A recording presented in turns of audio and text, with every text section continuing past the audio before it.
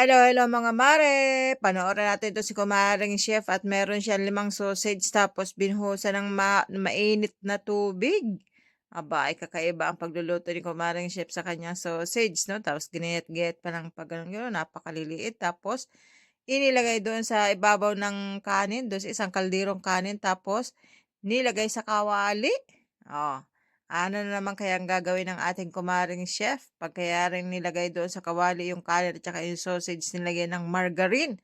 And then, nilagyan ng napakaraming itlog at saka sili green at siling pula. Aba, ay magasangag pala si kumaring chef at mukhang malamang masarap. Ano, mga mare? Tapos nilagyan ng pampalasa na ganito, pang specialty nilang 'tong piniplex niya na pampalasa sa kanyang sinangag, oh. Mukhang masarap mga mare, ano?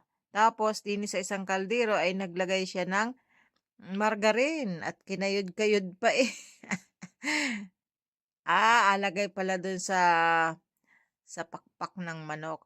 Ito nag-flex pa nung pampalasa nung kanyang gagawing chicken wings. Aba, ay mukhang masarap naman mga mare. Ay tingnan natin kung masarap nga ni ang kanyang preparation ngayong for today's video. Eto, naglagay naman sa kawali ng margarine. Tapos prinito yung mga chicken wings. Wow! Ay paborito ko man din mga mare ang mga pakpak ng manok. Ay ito na, plating na at napakabilis naman ng magluto ng ating kumaring chef. Ay abaw, ay matikim tayo at mukhang masarap naman ang niluto ng ating kumaring chef.